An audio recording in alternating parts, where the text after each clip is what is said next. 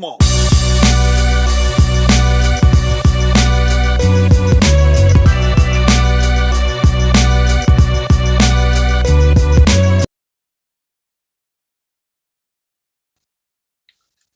Ooh, child.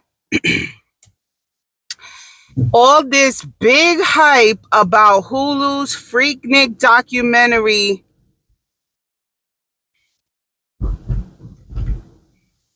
Good morning, everybody. Good morning. Happy Monday. Happy Monday. Here on the East Coast, baby, we had some flooding. Thank goodness I got 3 external pumps that was going, child, to keep my driveway from flooding and to keep the water out the basement. I do have water sensors in my basement and none of them went off, but I have raised tile, so we could see a little bit of the water coming through, and we was able to save the day. All on the same day that I went to my homegirl's engagement party.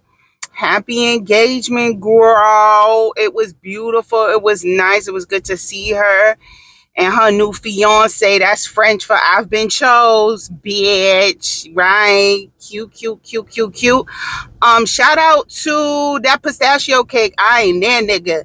Never had a pistachio cake. Now I've had pistachio ice cream and pistachio muffin, and that cake tastes like pistachio ice cream and a pistachio muffin had sex and made a baby, because that shit was juicy and delicious. I was so happy that my kids did not like it because it had a little bit of nuts in it, and I was able to partake in all the slices. Beautiful. Countdown beginning. Boop, boop, boop, boop, boop, to the wedding. And so, you know, me and my husband was doing our big one, stopping the flood and getting super duper cute and going to this engagement party. Now, I'm not gonna lie, when we were driving there, we were tired, but you know, because we old. And when we got there around 9 o'clock, that's pretty much our bedtime. But we stayed till midnight like grown-ups. I felt like Cinderella, bitch. I was breaking day. I haven't done that since the 1900s. Beautiful party. But let's talk about Freaknik now. I did not have Hulu. I had Hulu in the beginning. I used a different email address than I had registered for Hulu in the past and got my 7-day free trial. No, I'm not going to lie. It took me all day Sunday to watch that Freaknik documentary. I kept stopping. I kept getting distracted. It did not hold my attention. Now, mind you, I was, you know, doing my Sunday reset, which is get me and my family ready for the week. Of course, I'm always the last to get ready, and my hair definitely needs to get washed, but you know, nothing that some eco styling gel and a wet brush can't fix. Hopefully I'll get to do it today. Most school districts here on in the low HUD area are on spring break, so I get to wear regular schmegular degular clothes. And shout out to this body that's bodying, because I got on a cropped sweater and some old lady leggings, and I was like, hello. You know, I got them fat girl curves popping. But anywho, I was now let me tell you something. The Freaknik, I think, because I didn't even take notes, because I had did so many upcoming videos on it, and I know it was supposed to come out months ago, and there was these alleged people that was trying to get it stopped because now they're professionals and you know, they didn't consent to being filmed and yada yada. But we never got the names of these people or whatever, but it was pretty much shelved. And I think what happened, my opinion, I think the lawsuits and stuff, or maybe the cease and desist, not necessarily a lawsuit because you got to go to court. I think all the cease and desist shit got that documentary chopped and screwed. And let me tell you why. I have seen better home video clips of the Freaknik on DVDs I have bought at Franklin Avenue train station or Utica Avenue train station in Brooklyn, compilation Freaknik videos. I have seen better. Those to me were better documentary of those of what was shown in Hulu. MTV, I would say decades ago, put out a documentary, a soft expose on Freaknik, and that was better. The clips that are circulating YouTube of Freaknik are better. Now, I have to say, what I did enjoy about Freaknik that I could not partake in because I was a mere wee lad. I wasn't even born in 82. I was born in 84, and I think the last Freaknik was 99. I was a sophomore in high school. No, 99. I was starting ninth grade. September 1999. I was starting ninth grade. So Freaknik was not my world. I was but a weird wee lad. But what I did get to enjoy in this documentary was the 90s bodies of the black man. Whoa. Because I think y'all testosterone levels was still kind of high and y'all was looking like men. I really enjoyed it. And if you watch like Bravo TV shows, Curtis from Married to Medicine was standing there with his brother and baby. Now, y'all know I'm a bird watcher. I will say that. Curtis and his brother. Curtis is a very good looking man now. But Jesus, that man was fine. Okay, it was fine. And all of the like chocolate glistening bodies of the men of the 90s who wore shorts above the knees and white sneakers with socks. It was a time. And the patterns of the clothes from Rocco's Modern Life and Saved by the Bell. It was a time. And the girls with the natural bodies, and there was no breast implants and no BBLs. They were just, I did enjoy that. It was a time. Oh, it was beautiful to see. Now, if you don't know what Freaknik is, Freaknik was pretty much a black gathering of college kids in the South who either did not have the means or financial way to go home for spring break, or like their white counterparts, go to Daytona Beach, go to Miami, go to Cancun, go to Costa Rica. They didn't have that. So what they did is they threw this together, and it started off extremely small. It's a spring break thing, and it pretty much has morphed. Now, we're talking about like elites of HBCU kids going, and that's where you see the Curtis and all these other people who were going to college to be doctors and lawyers and then just partaking in a black version of hedonism. You know what I'm saying? It was just, let's get loose and yada yada yada yada yada. And let's be clear.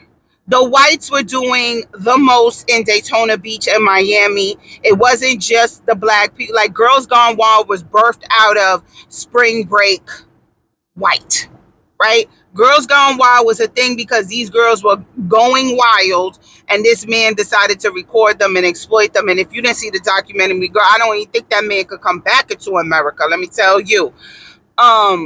So he's on the same level as Roman Polanski. Don't you come back here. You, I was going to say Russell Crowe. Sorry, not Russell Crowe. You, Russell Simmons, and the Girls Gone Wild guy, and the Snowden guy. Enjoy your time living abroad, because you can never come back here. So yeah, so that's the Freaknik or whatever. And I don't know if this was because I don't know nothing. You know, this is my ADHD neurodivergent conspiracy theory brain really pumping. Um, you got the likes of Jermaine Dupri, Uncle Luke, 21 Savage. I don't even know why he's involved, except maybe being a purse. Cause nigga, you're not even from here. I think he's from the UK. He's not Canadian, but I think he's of the Queen. Like, why are you involved in a Freaknik documentary? One, you're not even old enough, and two, you don't even go here. You're not even from here. But he probably was the purse. So anyway, you got the likes of these men who was there. They were there, and especially Uncle Luke. And I'm starting to think that maybe it wasn't the cease and desist stuff that made it toned down. Maybe it was the allegations, because you got Gloria Velez saying that she met her predatory baby father at an Uncle Luke event, and she was underage, being a Luke girl, Luke dancer. If you don't know who Uncle Luke is, go, why are you on here? Oh, me so horny. Oh, me so horny. Me love you long time. That's Uncle Luke. And Gloria Velez was like a Luke girl. Oh, me so horny. Yeah, that. And she was underage, even though she lied. She said, you should have been able to tell. Okay, girl.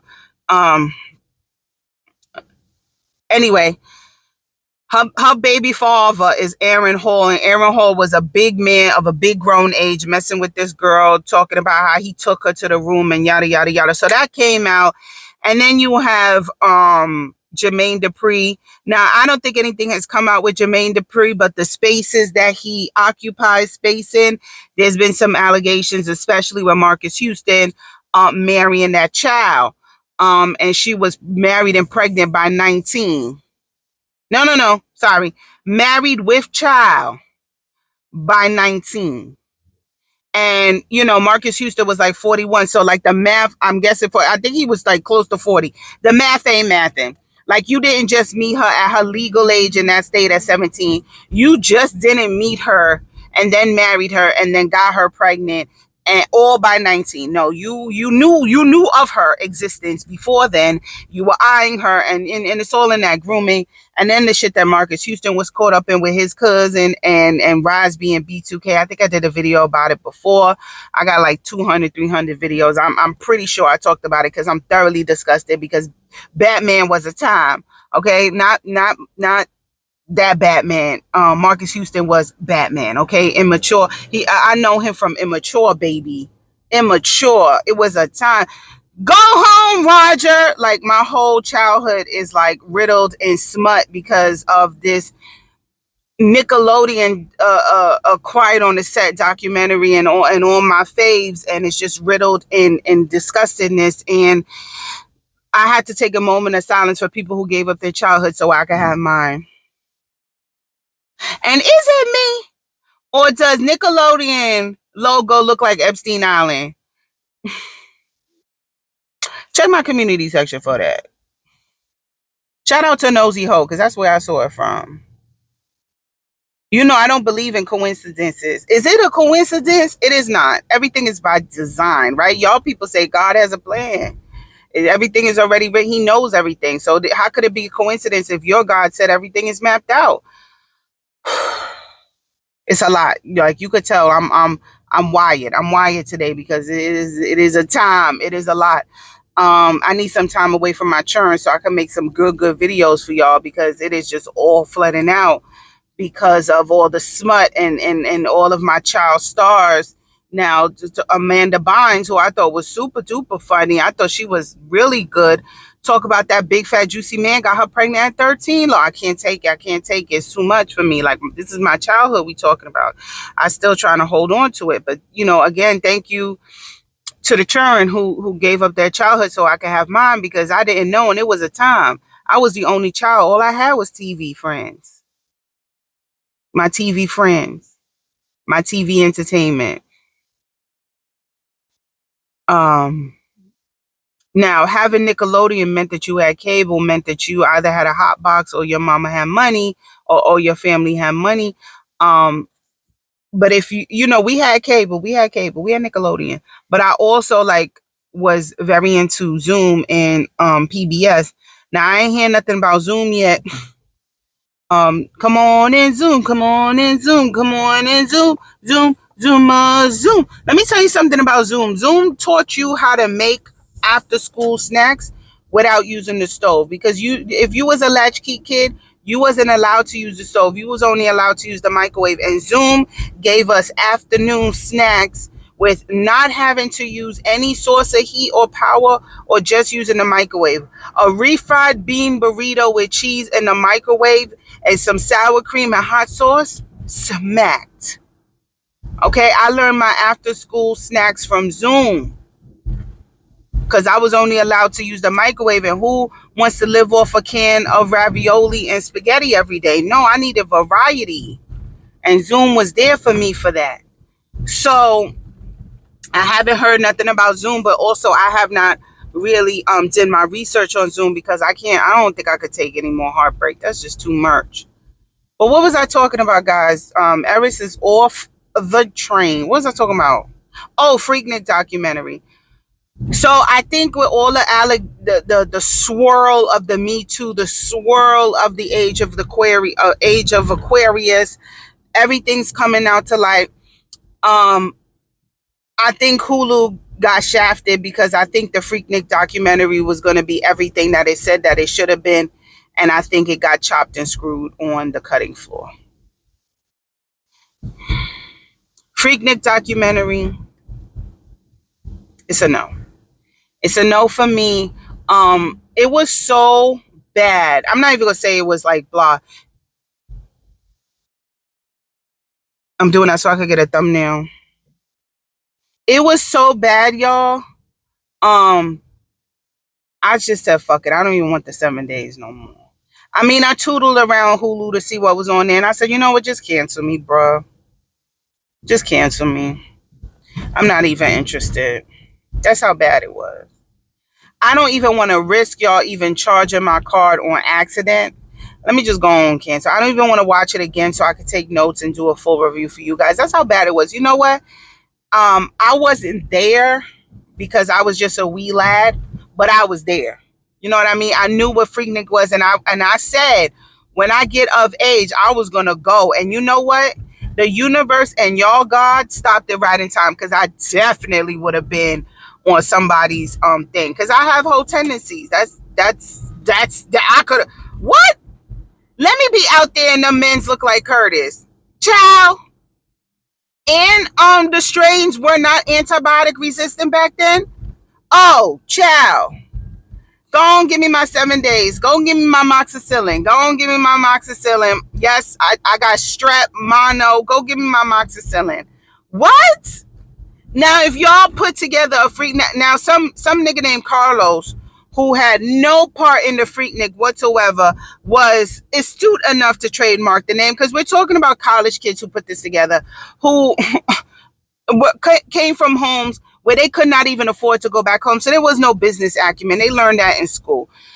It wasn't even a place to make money and do all of that. It was to have a time, y'all. It was to have a time. So some nigga named Carlos, you know how I feel about the Browns just coming into the black spaces and taking it. You know, y'all did it with the rap, and y'all swore y'all was there for the inception of rap, and Fat Joe was like Puerto Ricans and blacks stood side by side for rap. I don't agree with that whatsoever. But just like rap and house parties and shit in the Bronx, it was started by churn. And of course, there's a nigga named Carlos that capitalized it and try to bring it back. Now, that's a no. No. We cannot bring back the Freaknik. No. But I do believe that Freaknik has its place in history. And I really do believe it should have a section in the African American History Museum, because even though it was salacious and it was hedonism and it was holdism, it does have a place in our time. It had no set organization, no business acumen, and it ran for decades. Give them their flowers, good, bad, or ugly. Y'all gonna put in the museum how we was in whips and chains and stuff. Put together how some black college kids who could not afford to go home went to Hotlanta and pretty much had the Freaknik going on year after year, 82 to 99. We have nothing that could run like that. Not even Coachella could run like that.